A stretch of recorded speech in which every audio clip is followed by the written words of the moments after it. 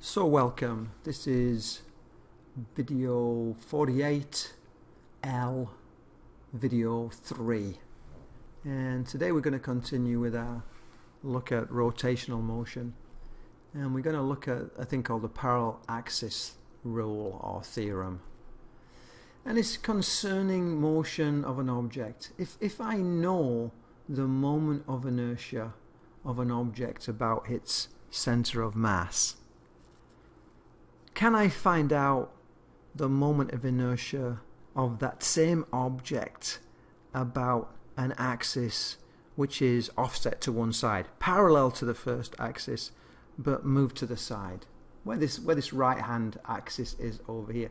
It's displaced by a distance d. The two axes are parallel to each other. Can I figure out what the moment of inertia will be? And I can't prove it to you, but I can say the moment of inertia about the right hand axis is equal to the moment of inertia about my center of mass plus the mass of the object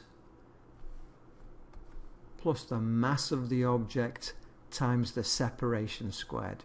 Now, although I can't prove to you that's the right answer, I can try and convince you it's a reasonable equation by pointing out that this is in kilograms meters squared, as it should be, and this is in kilograms meters squared, because the left hand side dimensions or units have to be equal to the right hand side dimensions.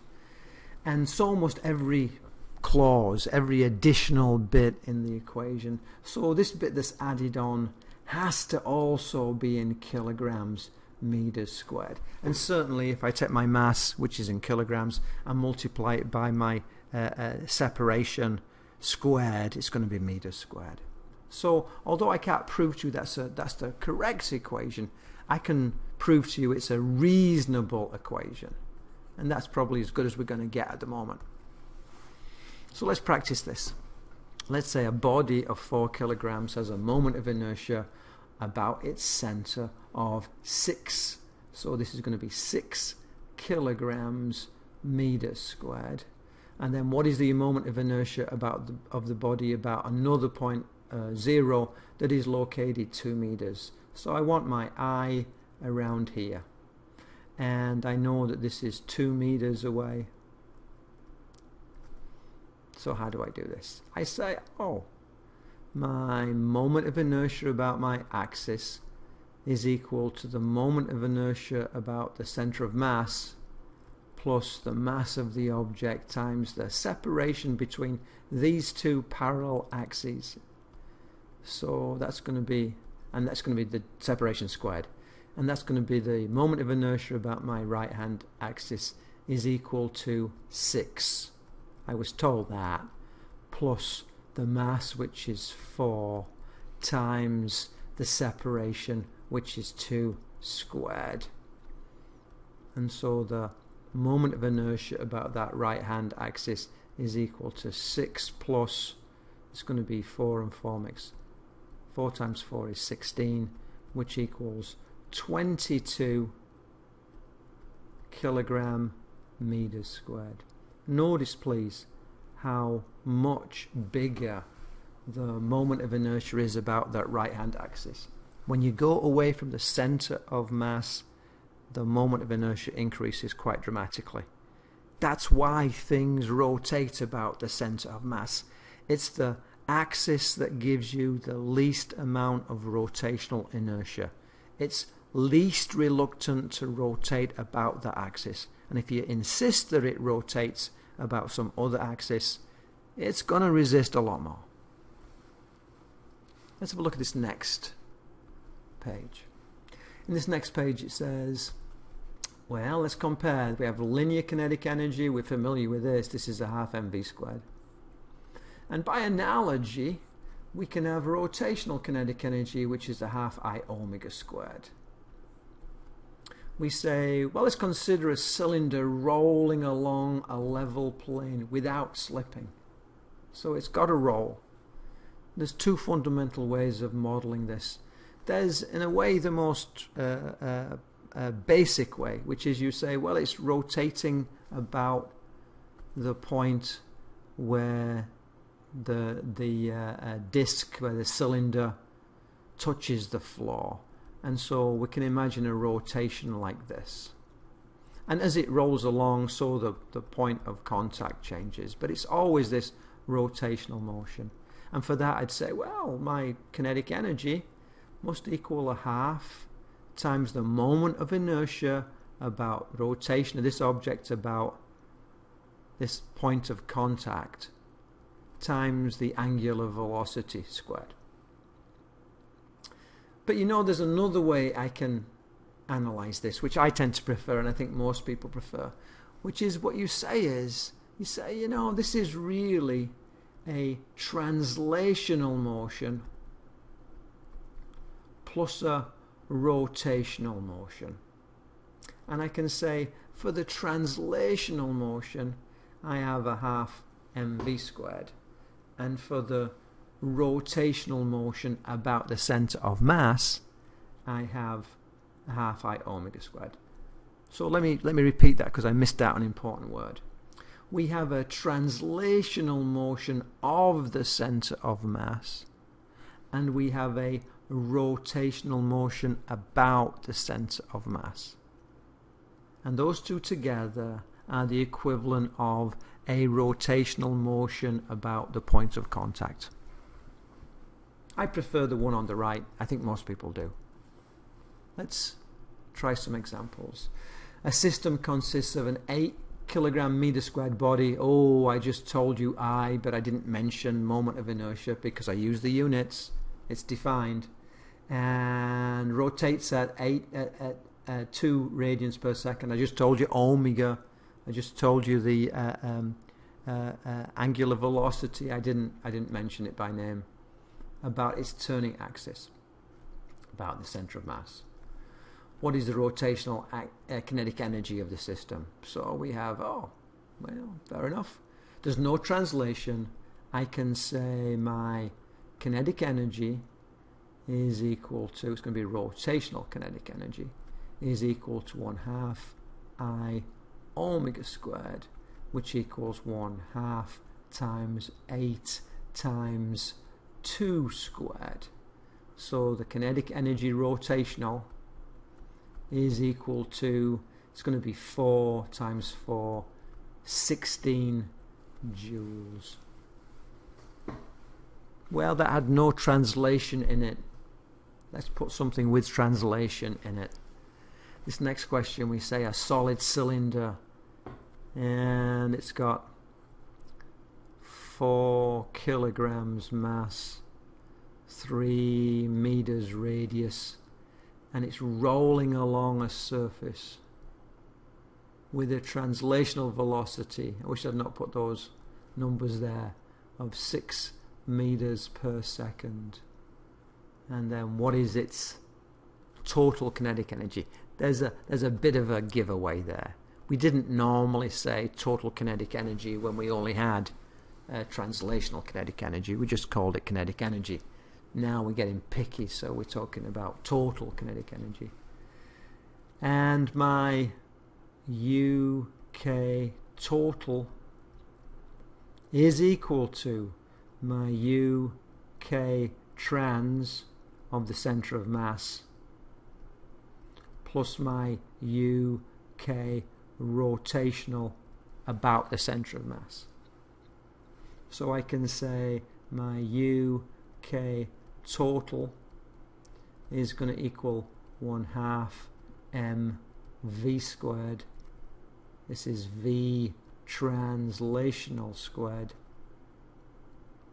plus 1/2 I omega squared. That's fine, but I've not been given the moment of inertia or the angular velocity, but I can work those things out. UK total is equal to 1/2 mv squared, and this is translational velocity.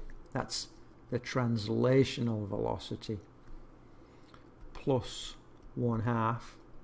Now this is a solid cylinder, so I remember that its moment of inertia about its center of mass is equal to 1/2 mr squared. Do you remember that?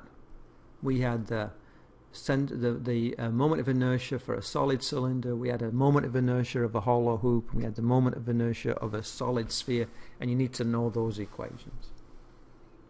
And then for this omega, I recall angular. I recall that V tangential was equal to angular, omega r. So omega is equal to V tangential over r. Oh, fair enough. So I can say that this is going to be V tangential over r. And because we squared the omega, I got to square the top and I got to square the bottom. Well, I can see immediately that r squared cancels out that r squared, and I can see that these two halves become a quarter, but I have a velocity translational squared and a velocity tangential squared. And let's be clear what those are.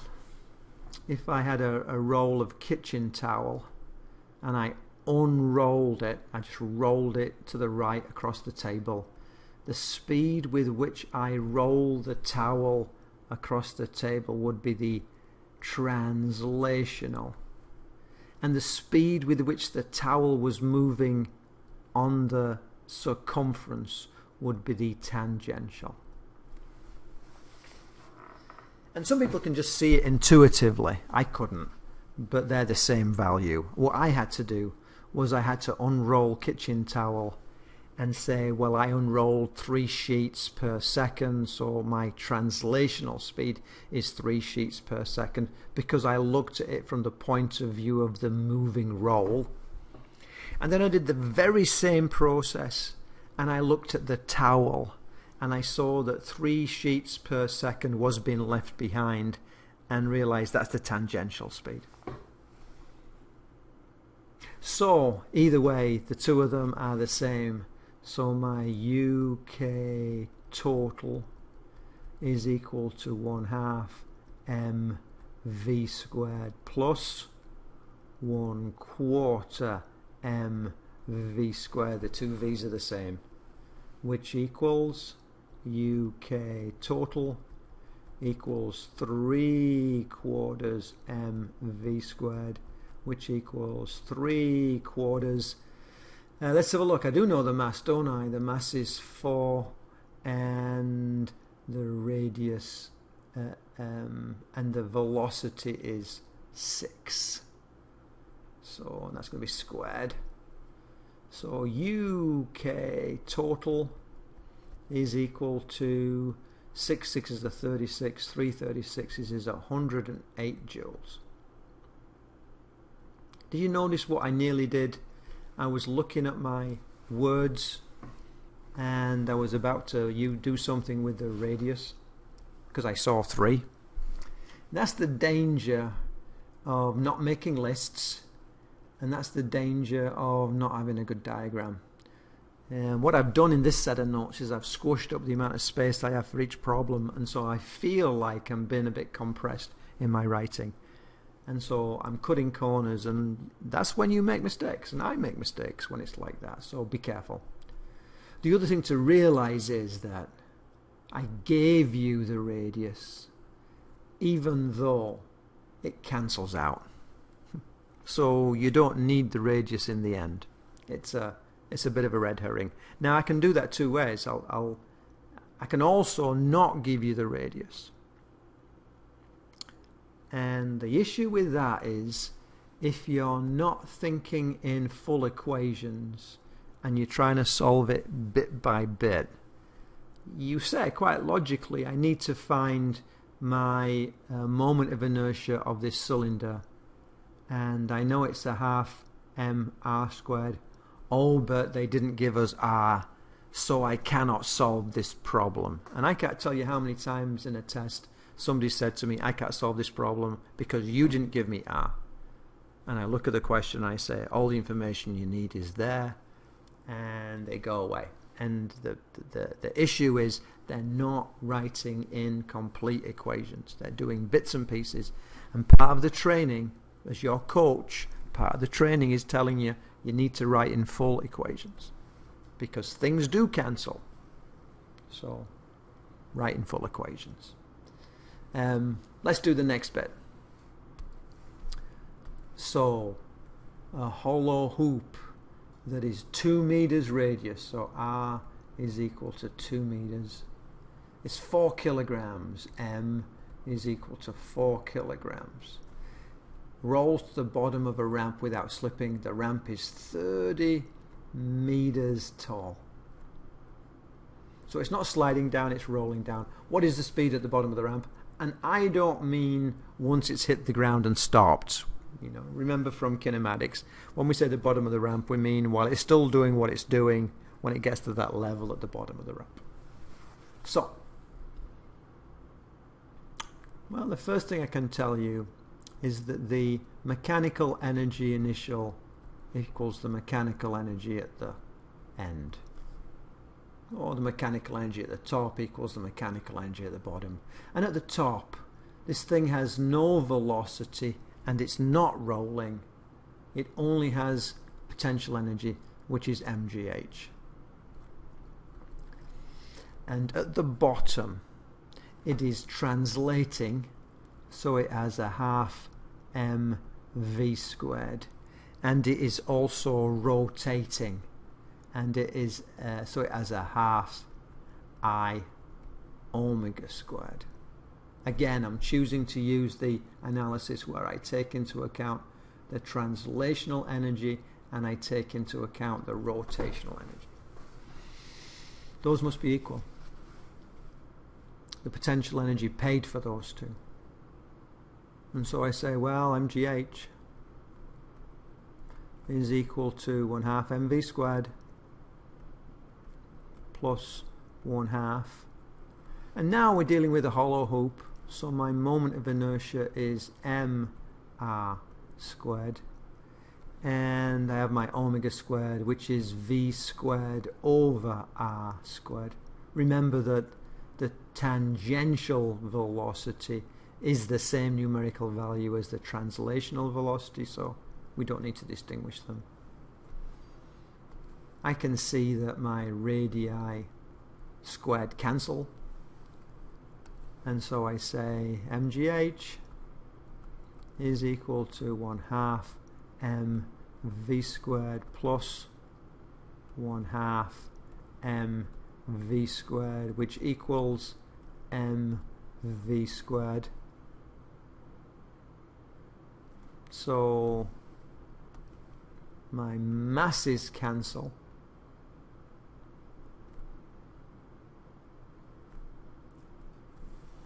and so I get v squared is equal to gh, which equals, I prefer 10 times 30, which equals 300. V is equal to the square root of 300. V is equal to 17.3, and it's going to be meters per second.